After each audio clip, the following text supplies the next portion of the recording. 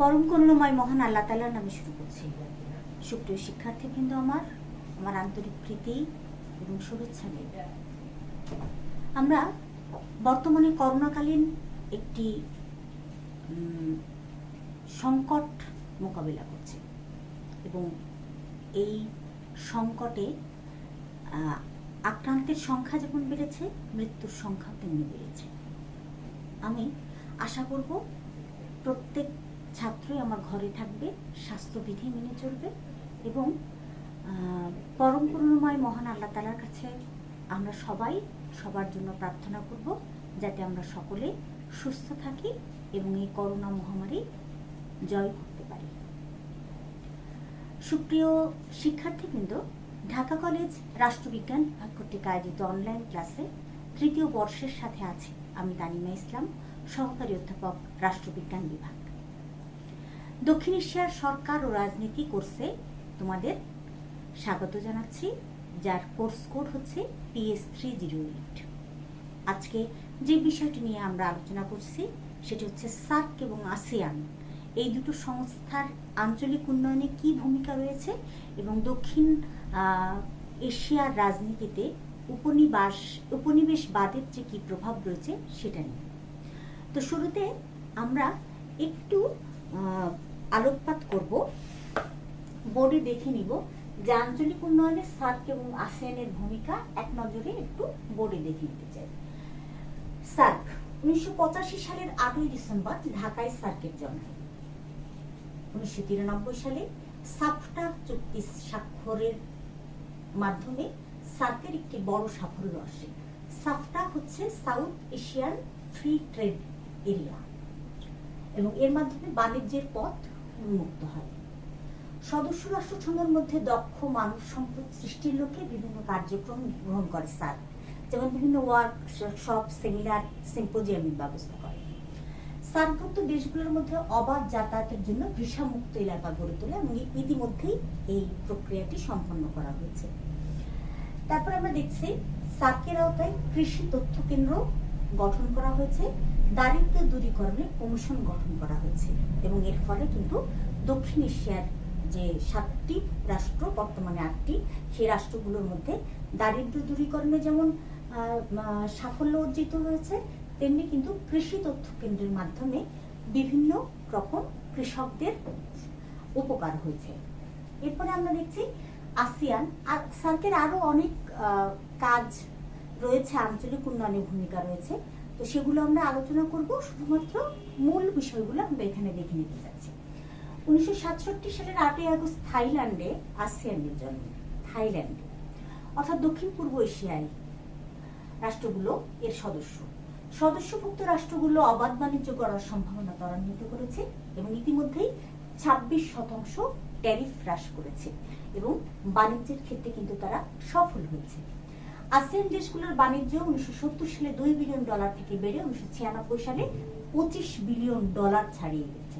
তাহলে আঞ্চলিক উন্নয়নে সার্ক এবং আসিয়ানের সাফল্য সেটা কিন্তু আমরা এক নজরে বোর্ডে দেখে নিলাম। তো আমরা বলতে চাই যে বর্তমান আন্তর্জাতিক রাজনীতিতে আঞ্চলিক সংস্থা সমূহের যে উদ্ভব সেটি একটি গুরুত্বপূর্ণ ঘটনা।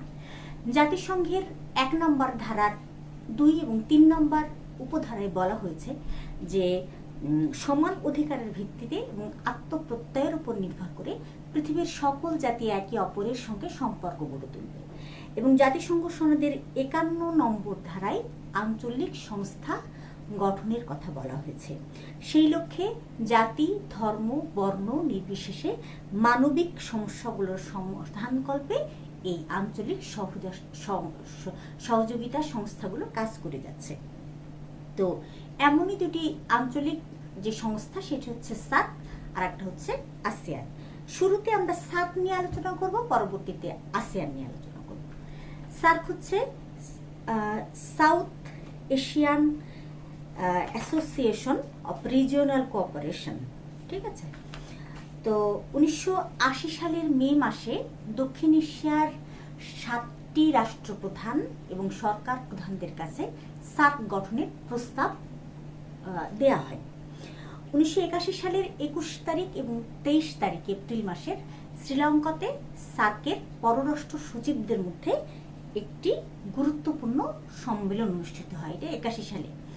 এরপরে 83 সালের আগস্ট মাসে 7টি দেশের পররাষ্ট্রমন্ত্রীগণ, প্রথমে ছিল পররাষ্ট্র সচিবগণ, এবারে পররাষ্ট্রমন্ত্রীগণ দিল্লিতে একটি ঘোষণাপত্র স্বাক্ষর করেন এবং এই ঘোষণাপত্র হচ্ছে নয়াদিল্লি ঘোষণাপত্র নামে স্বাক্ষরিত এবং এই ঘোষণাপত্রের ভিত্তিতে সার্কের চূড়ান্ত দলিল রচনা করা হয় এবং 1985 সালের 8ই ডিসেম্বর ঢাকাতে প্রথম সার্ক শীর্ষ সম্মেলনের মাধ্যমে ঢাকাতেই সার্কের জন্ম হয় এবং সার্ক যাত্রা শুরু করে। তো দক্ষিণ এশিয়ার শুরুতে এই রাষ্ট্রগুলো 7টি ছিল, কিন্তু বর্তমানে এই রাষ্ট্রের সদস্য সংখ্যা 8টি। বাংলাদেশ, পাকিস্তান, ভারত, মালদ্বীপ, নেপাল, ভুটান, শ্রীলঙ্কা, আফগানিস্তান, এই 8টি দেশ নিয়ে বর্তমানে সার্ক গঠিত। সার্কের উদ্দেশ্যাবলী আমরা আগেই বলেছি যে অ্যাকচুয়ালি সব ক্ষেত্রে উন্নয়ন, শিক্ষা, স্বাস্থ্য, সামাজিক যোগাযোগ, দারিদ্র্য বিমোচন, পল্লী উন্নয়ন, মানবিক বিষয়গুলো, বাণিজ্যিক বিষয়গুলো, সব দিক থেকে উন্নয়ন সাধন করাই হচ্ছে আঞ্চলিক সংস্থাগুলোর লক্ষ্য। তো বিশ্বের 1/5 জনগণ অধ্যুষিত যে এরিয়া দক্ষিণ এশিয়ার 7টি দেশ, সেটাতে কিন্তু দারিদ্র্য রয়েছে, বেকারত্ব রয়েছে, জনসংখ্যা বৃদ্ধির চাপ রয়েছে এবং স্বল্প উৎপাদন সমস্যা রয়েছে। 7টি দেশই কিন্তু এই চ্যালেঞ্জ মোকাবিলা করছে এবং এই চ্যালেঞ্জ মোকাবিলা করতে গিয়ে তাদেরকে কিন্তু নানা সংকটের মধ্যে পড়তে হয়েছে এবং এক্ষেত্রে জনগণের জীবনযাত্রার মান উন্নয়নের ক্ষেত্রে তারা মনে করেছে যে তারা যৌথ প্রচেষ্টা অবলম্বন করবে এবং যৌথভাবে এই সমস্যা সমাধান কল্পে তারা এগিয়ে যাবে। এই যে লক্ষ্য, এই লক্ষ্যে সার্কের যে উদ্দেশ্য সেটা হচ্ছে দক্ষিণ এশিয়ার জনগণের জীবনযাত্রার মান উন্নয়ন করা, অর্থাৎ জীবনযাত্রার জনগণের যে নিম্নমান সেটা যাতে উঁচুতে আরো বেশি পরিণত হয় বা রূপান্তরিত হয়, যাতে জনগণের জীবনযাত্রার মান উন্নয়ন হয়, সেক্ষেত্রে ভূমিকা রাখবে। অর্থনৈতিক উন্নয়ন সাধন করা, আমরা আগেই বলেছি যে দারিদ্র্য অর্থনৈতিক সমস্যায় জর্জরিত, অর্থনৈতিক উন্নয়ন সার্কের অন্যতম উদ্দেশ্য। সামাজিক প্রগতি এবং সাংস্কৃতিক বিকাশকে এগিয়ে নিয়ে যাওয়া, সাংস্কৃতিক বিকাশ অর্থাৎ একটি দেশের সংস্কৃতি কিন্তু একটি দেশের মূল প্রাণকেন্দ্র। সংস্কৃতিকে বিচার করতে হলে কোনো দেশ কতটা উন্নত সেক্ষেত্রে বিচার করা যায়। তো সাংস্কৃতিক অগ্রগতিকে এগিয়ে নেওয়ার জন্য, ত্বরান্বিত করার জন্য প্রতিটি দেশ যৌথভাবে কাজ করবে। প্রতিটি নাগরিকের মর্যাদার সাথে বাঁচবার সুযোগ করে দেওয়া এবং তার সম্ভাবনার পূর্ণ বিকাশে সহায়তা করা, অর্থাৎ একটা মানুষ যে তার ব্যক্তিত্ব বিকাশে যে পূর্ণ সহযোগিতা সেটা সার্কভুক্ত রাষ্ট্রগুলো করবে।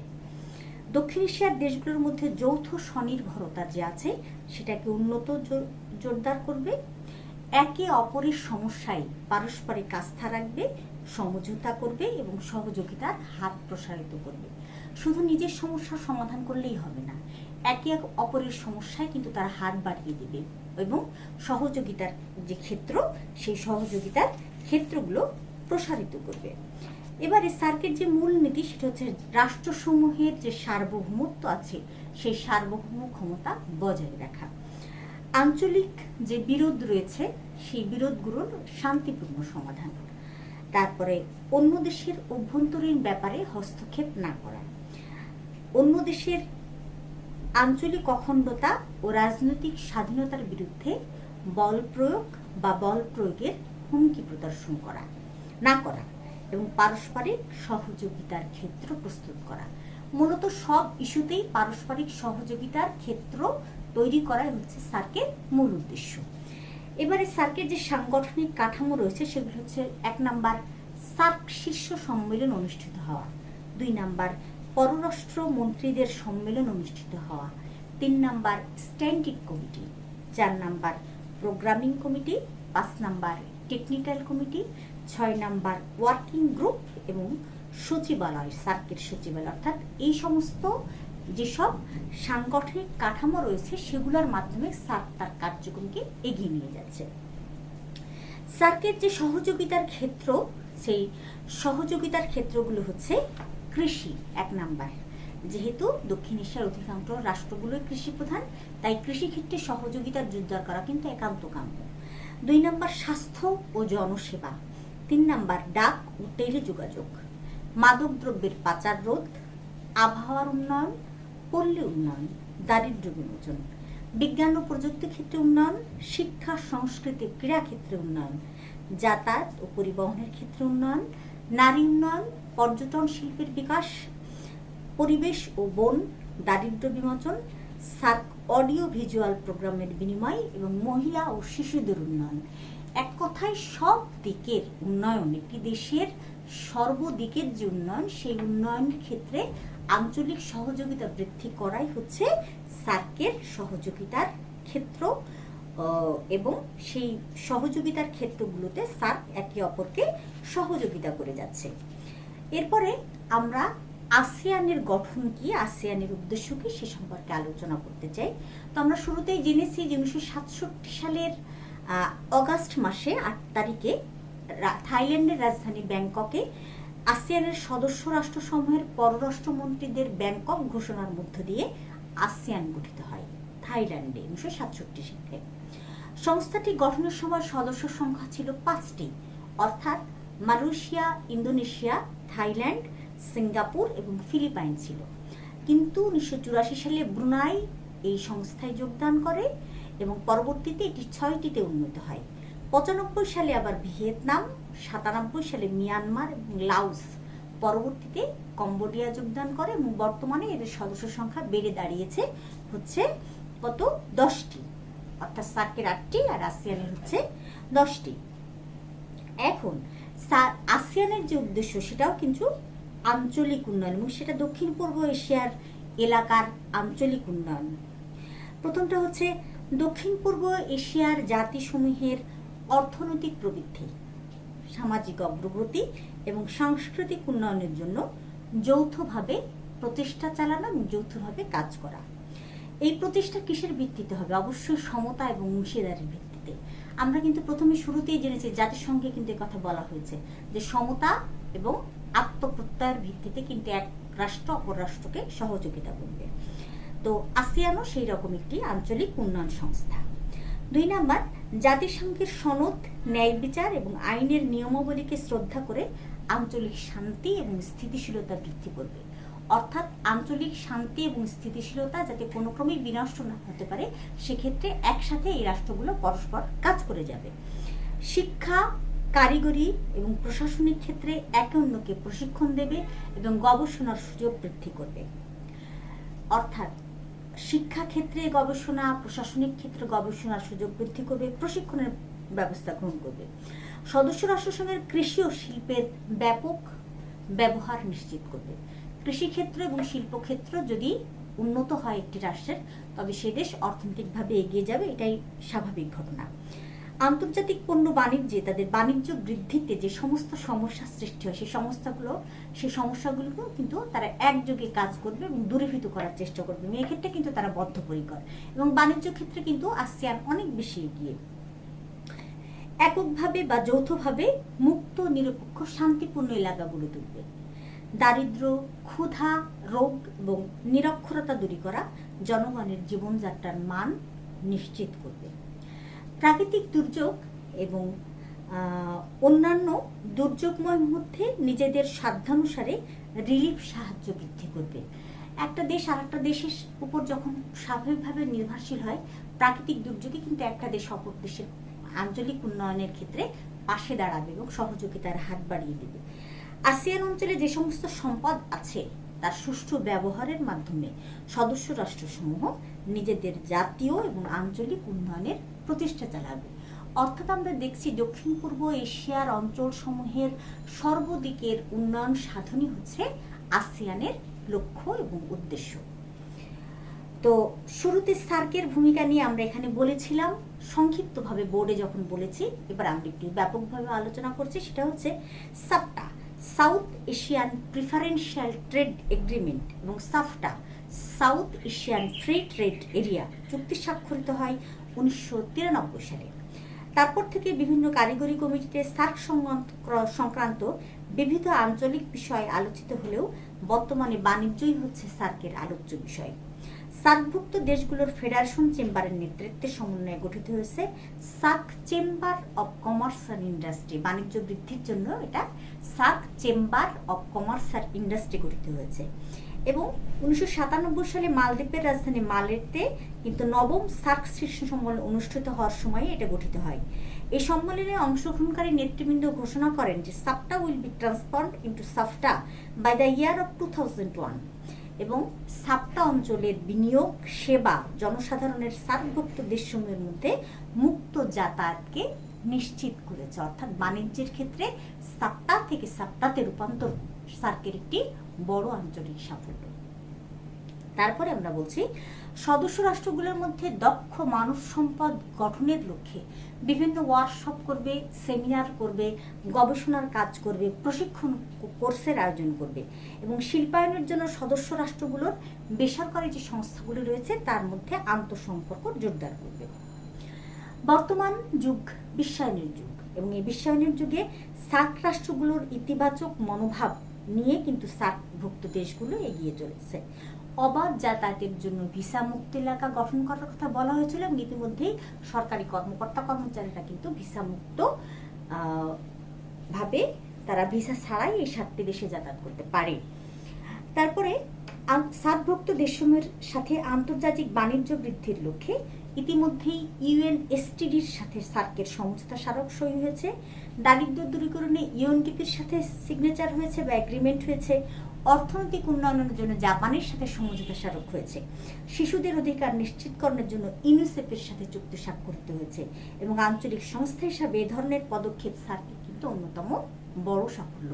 তাহলে সার্কের যে 8টি দেশ তারা কিন্তু কাজ করে যাচ্ছে আঞ্চলিক উন্নয়নে এবং সব সমস্যার সমাধানে তারা সমঝোতা স্মারক সই করেছে। সার্কের আওতায় কৃষি তথ্য কেন্দ্র প্রতিষ্ঠিত হয়েছে।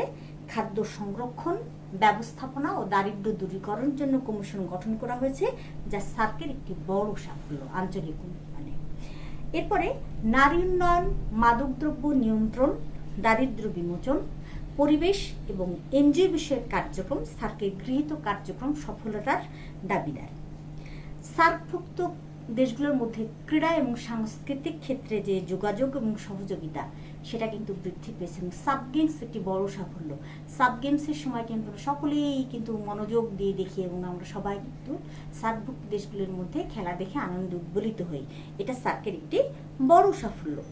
এছাড়া তারা শুল্ক কমানোর জন্য অঙ্গীকার ব্যক্ত করেছে এবং অধিক আনুকূল্য দেশের মর্যাদা দিতে পরস্পরের মধ্যে রাজি হয়েছে। তাহলে আঞ্চলিক উন্নয়নে সার্ক কিন্তু যথেষ্ট গুরুত্বপূর্ণ ভালো ভূমিকা পালন করে চলছে এবং আমরা সার্ক নিয়ে আশাবাদী। ভবিষ্যতেও কিন্তু সার্ক তার কার্যক্রম অব্যাহত রেখে আঞ্চলিক উন্নয়নে সহযোগিতা করবে। এরপরে আমরা বলছি আসিয়ানের ভূমিকা কি। Thailand, Malaysia, Singapore, Indonesia, Brunei এবং ফিলিপিন্স গত 5 বছর ধরে যে প্রয়াস চালিয়ে আসছিল সেই অবাধ বাজার গড়ার সম্ভাবনা ত্বরান্বিত হচ্ছে।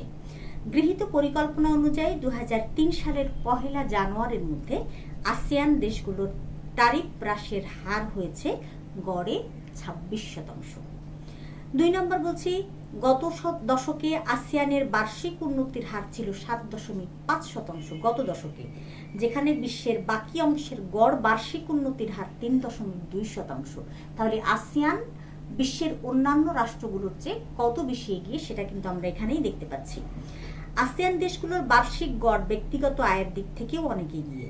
বিশ্বের যেখানে $700, আসিয়ার সেখানে $1700। আসিয়ান সদস্যগুলোর বাণিজ্য 1970 সালে থেকে $2 বিলিয়ন থেকে বেড়ে 1996 সালে এসে $25 বিলিয়ন ছাড়িয়ে গেছে। তাহলে কত দ্রুত আসিয়ান বাণিজ্য ক্ষেত্রে উন্নতি সাধন করেছে, প্রত্যেকটা ক্ষেত্রেই উন্নতি সাধন করেছে, জীবনযাত্রার মান উন্নয়ন উন্নত করেছে, সেগুলো আমরা দেখছি। তারপরে বলছি দক্ষিণ পূর্ব এশীয় দেশসমূহের সংস্থা আসিয়ানের অর্থমন্ত্রীরা আসিয়ানভুক্ত দেশসমূহের মধ্যে একটি অবাধ বাজার গড়ে তোলার সিদ্ধান্তে একমত হয়েছেন এবং তারা এর মধ্যে কৃষিপণ্য অন্তর্ভুক্ত করতে সম্মত হয়েছেন। আসিয়ান পেট্রোলিয়াম সমৃদ্ধ দেশ মালয়েশিয়া আর মাথাপিছু উৎপাদন আয় $11,100 মার্কিন।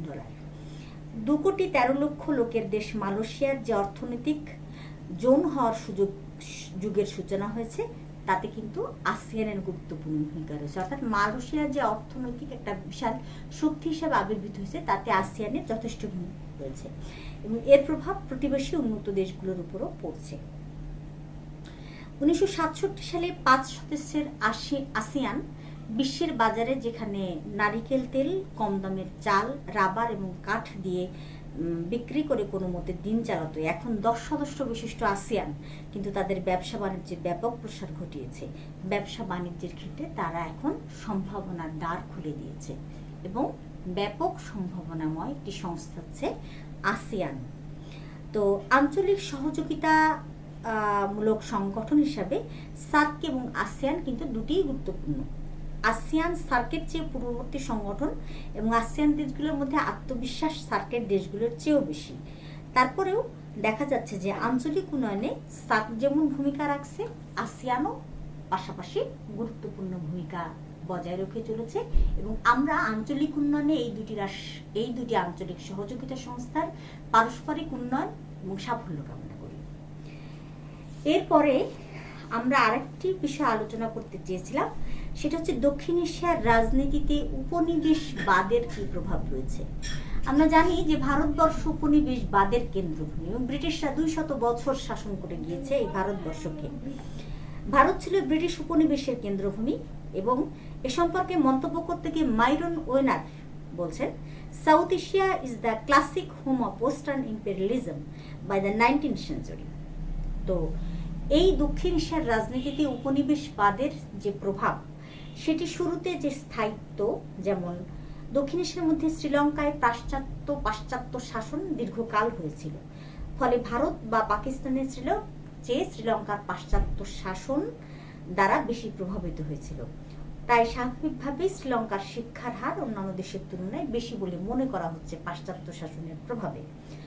তীব্রতার দিক থেকে কোথাও ছিল উপনিবেশবাদ পরোক্ষভাবে, কোথাও ছিল প্রত্যক্ষভাবে। ব্রিটিশ শাসকরা এসব অঞ্চলে বিভিন্ন প্রশাসনিক খাত এবং নীতি নির্ধারণী পদে প্রধান ভূমিকা অবতীর্ণ ছিল। প্রতিরক্ষা, বৈদেশিক নীতি, মুদ্রা ব্যবস্থা, আইন শৃঙ্খলা রক্ষা ইত্যাদির কাজে তারা প্রত্যক্ষ এবং পরোক্ষভাবে জড়িত ছিল। পরিধি, ব্রিটিশরাই একমাত্র শক্তি যাদের শাসন ব্যবস্থা ছিল সমগ্র বিশ্বব্যাপী এবং শাসন ভার ছিল তাদের দখলে। এর ফলে ব্রিটিশ শাসনামলে কাশ্মীর থেকে কেপ ও মরিন পর্যন্ত বিস্তৃত ভারতবর্ষ একক শাসনের অধীনে হয়েছিল। ফলে সমগ্র ক্ষেত্রে এই উপনিবেশের বাদের প্রভাব কিন্তু সুদূর প্রসারী ছিল। তীব্রতা কোথাও বেশি ছিল, কম ছিল বললাম, স্থায়িত্বও বেশি ছিল, কম ছিল, পরিধি কিন্তু ব্যাপকভাবে বেড়েছিল। শাসননীতির ব্যাপক পরিবর্তন ঘটায় ব্রিটিশরা এবং ব্রিটিশ শাসননীতির জাতাকলে পড়ে দেশের অতীত ঐতিহ্যের কুটির শিল্পগুলো ধ্বংসের সাধন হয়েছে এবং তারা তাদের মেশিনজাত উৎপন্ন পণ্যের ব্যবহার বৃদ্ধি করেছে। তারপরে রাজনৈতিক ক্ষেত্রে আরো যে প্রভাব রয়েছে, জাতীয়তাবাদী চেতনার বিকাশ হয়েছে। অর্থাৎ 200 বছর যখন একটা দেশ নিপীড়নে নিষ্পেষিত হয়, সেক্ষেত্রে তাদের মধ্যে আন্দোলন সংগ্রামের সূচনা হয় এবং আন্দোলন সংগ্রাম করতে গিয়ে এই দেশগুলোর মধ্যে জাতীয়তাবাদী চেতনার বিকাশ ঘটেছে এবং এর ফলে স্বাধীন রাষ্ট্র প্রতিষ্ঠার তার আকাঙ্ক্ষা তৈরি হয়েছে তাদের মধ্যে, জনগণের মধ্যে, এবং জাতীয়তাবাদী আন্দোলনে পরবর্তীতে তারা অংশগ্রহণ করেছে এবং যার পথ ধরে পরবর্তীতে এইসব রাষ্ট্রগুলোর স্বাধীনতা এসেছে।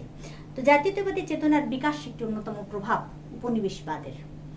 তারপর হচ্ছে রাজনৈতিক উন্নয়ন ঘটেছে, রাজনৈতিক আধুনিকীকরণ ঘটেছে। সেটা দেখা যাচ্ছে যে দেশীয় রাজন্যবর্গের কর্তৃত্ব হ্রাস, রেলপথ এবং মোটরযানের প্রচলন, নতুন নতুন শহরাঞ্চলের সৃষ্টি হয়েছে। এর ক্ষেত্রে রাজনৈতিক আধুনিকীকরণ হয়েছে বলে অনেকে মনে করেন, রাজনৈতিক উন্নয়ন প্রসারিত হয়েছে বলে অনেকে মনে করেন, যদিও অনেকেই একমত না। রাজনৈতিক আধুনিকীকরণ, রাজনৈতিক উন্নয়নের প্রকৃত সূচক যদি আমরা দেখে থাকি তাহলে বলবো যে উপনিবেশবাদের প্রভাবে এটা আরো বেশি পিছিয়েছে। তারপরে গণতন্ত্রের চর্চা অব্যাহত রয়েছে এবং রাজনৈতিক দলের আবির্ভাব ঘটেছে। যেমন আমরা দেখছি উপনিবেশিক শাসনের প্রভাবে দক্ষিণ এশিয়ার দেশগুলোতে রাজনৈতিক দলের আবির্ভাব ঘটেছে এবং রাজনৈতিক দলগুলো গণতান্ত্রিক চর্চার দিকে এগিয়ে গেছে। যেমন 1885 সালে কংগ্রেস গঠিত হয় জাতীয়তাবাদী আন্দোলন পরিচালনার জন্য এবং 1906 সালে মুসলিম লীগের প্রতিষ্ঠা কিন্তু একটা বড় সাফল্য, এবং তখন থেকে কিন্তু এই রাজনৈতিক দলগুলোর মধ্যে গণতান্ত্রিক চর্চা শুরু হয় এবং তারা ব্রিটিশ শাসন থেকে মুক্ত হওয়ার জন্য নিজেদেরকে প্রস্তুত করে। তারপরে আরেকটি বিষয় যেটা আমরা বলছি, নিয়ন্ত্রিত স্বাধীনতা প্রদান। দক্ষিণ এশীয় অঞ্চলের দেশগুলো ব্রিটিশ শাসনামলে সামাজিক স্বাধীনতার যেরকম ভোগ করেছে, সে তুলনায় তাদের রাজনৈতিক স্বাধীনতা ছিল অনেকাংশে নিয়ন্ত্রিত। বর্তমানে সে প্রভাবের ফলেই বাংলাদেশ, ইন্দোনেশিয়া, মালয়েশিয়া, ভারত প্রভৃতি স্বাধীনতাপ্রাপ্ত দেশগুলো নিয়ন্ত্রিত স্বাধীনতা ভোগ করছে। তারপরে কেন্দ্র কর্তৃক পরিচালিত শাসন ব্যবস্থা। উপনিবেশিক শাসনামলে দক্ষিণ এশীয় অঞ্চলের উপনিবেশ প্রাপ্ত দেশসমূহ কেন্দ্রের মাধ্যমে পরিচালিত হতো। এখনো দক্ষিণ এশিয়ার অধিকাংশ দেশসমূহ কেন্দ্রের মাধ্যমেই কেন্দ্রীভূত শাসনই পরিলক্ষিত হবে। ভারত ব্যতিক্রম। ভারতে যুক্তরাষ্ট্র সরকারের পদ্ধতির প্রচলন রয়েছে, কিন্তু পাকিস্তানে যুক্তরাষ্ট্র সরকারের পদ্ধতির প্রচলন থাকলেও সেখানে কেন্দ্রীয় শাসনের প্রবণতা বেশি লক্ষ্য করা যায়। তো এক্ষেত্রে দেখা যাচ্ছে কেন্দ্র কর্তৃক পরিচালিত শাসন ব্যবস্থার যে একটা প্রভাব, সেটা দেখা যাচ্ছে। তারপরে আমরা দেখছি চিরস্থায়ী বন্দোবস্তের প্রবর্তন। আমরা জানি 1793 সালে লর্ড কর্নওয়ালিস চিরস্থায়ী বন্দোবস্ত প্রথা প্রবর্তন করেন। এর ফলে কৃষকরা নির্যাতিত হয়, ভূমির মালিকরা মানে জমিদার শ্রেণীর সৃষ্টি হয় এবং ভূমিহীন শ্রেণীর সৃষ্টি হয় কৃষক শ্রেণীরা জমি হারায়, জমিদাররা আরো বেশি জমির মালিক হয়।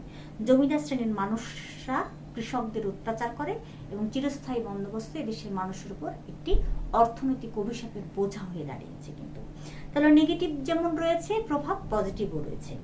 ভাগ করো শাসন করো নীতি, এটা একটা ব্রিটিশদের বিরাট কূটকৌশল, এবং তারা এর মাধ্যমে সাম্প্রদায়িকতার বিশ্বাস ছড়িয়ে দেয়। হিন্দু মুসলমান এর মধ্যে দুইটি ভাগ করে দেয়, এবং মুসলিম লীগ ও কংগ্রেসের নেতৃত্বে পাকিস্তান ও ভারতের জন্ম হয় এই ভাগ করো শাসন করো নীতির ফলে। আবার পাকিস্তান থেকে বাংলাদেশের জন্ম হয়। এই যে কূটকৌশল ভাগ করো শাসন করো নীতি, এটাই সাম্প্রদায়িকতার বিষবাষ্প সমগ্র উপমহাদেশে ছড়িয়ে পড়ে। এটা একটা নেগেটিভ দিক। তারপরে আইন বিষয়ক যে রীতিনীতি বিধিবিধান, সেগুলো কিন্তু ব্রিটিশদের কাছ থেকে কিছু বিষয় পেয়েছে। যেমন পশ্চিমা রাজনৈতিক প্রতিষ্ঠানের উদ্ভাবনের পাশাপাশি আইনের শাসন প্রবর্তনের ক্ষেত্রে সব বিধিবিধান রীতিনীতি জানতে আমরা পেরেছি, এবং যেসব বিষয়গুলো আজও আমাদের আইনের ক্ষেত্রে ব্যবহৃত হয়ে থাকে। তারপরে জনগণ রাজনৈতিকভাবে অধিকার সচেতন হয়ে উঠেছে। গণতান্ত্রিক ধ্যান ধারণা, ক্ষমতার বিকেন্দ্রীকরণ নীতি, মৌলিক অধিকার, আইনের শাসন সম্পর্কে তারা সচেতন হয়েছে। শিক্ষিত জনগোষ্ঠী তৈরি হয়েছে। মধ্যবিত্ত শ্রেণী তাদের অধিকার আদায়ের সংগ্রাম করছে, এবং জাতীয়তাবাদী যে নেতারা গুলোর আবির্ভাব ঘটেছে, যেমন বঙ্গবন্ধু, জাতির জনক বঙ্গবন্ধু শেখ মুজিবুর রহমান, তারপরে মহাত্মা গান্ধী, তারা কিন্তু পাকিস্তানের মোহাম্মদ আলী জিন্না, তারা কিন্তু মধ্যবিত্ত শ্রেণী থেকে উঠে এসেছেন এবং তারা রাজনৈতিকভাবে জনগণকে অধিকার সচেতন করেছেন। তারপর সবশেষে যেটা আমরা বলবো যে জাতিভিত্তিক রাষ্ট্র প্রতিষ্ঠা। পাশ্চাত্য শাসনের প্রভাবে দক্ষিণ এশিয়ার দেশগুলোতে যদিও সংঘাতময় পরিস্থিতির সৃষ্টি হয়েছিল, তথাপি সেখানকার সামাজিক ও রাজনৈতিক জীবনযাত্রাকে অধিকতর সুসংহত করার জন্য জাতিভিত্তিক রাষ্ট্রের ধারণা গড়ে উঠেছিল, রাষ্ট্রের কাঠামোও তৈরি হয়েছিল। উপনিবেশিক আধিপত্য বজায় থাকার ফলে ভৌগোলিক এলাকা গড়ে ওঠে এবং পাশ্চাত্যের শাসন অনিবার্য হয়ে পড়ায় জাতীয়তাবাদী ধারণার জন্ম হয়। তাহলে দক্ষিণ এশিয়ার রাজনীতিতে উপনিবেশবাদের যে প্রভাব আমরা দেখেছি, সেটাতে কিছু নেগেটিভ দিক দেখেছি, তেমনি পজিটিভ দিক দেখেছি। তো এক্ষেত্রে দেখা যাচ্ছে যে আজও কিন্তু ব্রিটিশ শক্তির শাসন নেই, কিন্তু 200 বছরের উপনিবেশিক শাসনের যে প্রভাব, সেটি কিন্তু দক্ষিণ এশিয়ার রাজনীতিতে এখনো রয়ে গেছে। তো আজকে আমরা সার্ক, আসিয়ান এই দুটি আঞ্চলিক সহযোগিতা সংস্থা সম্পর্কে আলোচনা করলাম। আঞ্চলিক উন্নয়নে তাদের কি কি অবদান রয়েছে সে বিষয়ে আলোচনা করলাম, এবং দক্ষিণ এশিয়ার রাজনীতিতে উপনিবেশবাদের কি প্রভাব রয়েছে সে বিষয়ে সুস্পষ্টভাবে দিক নির্দেশনা পেলাম।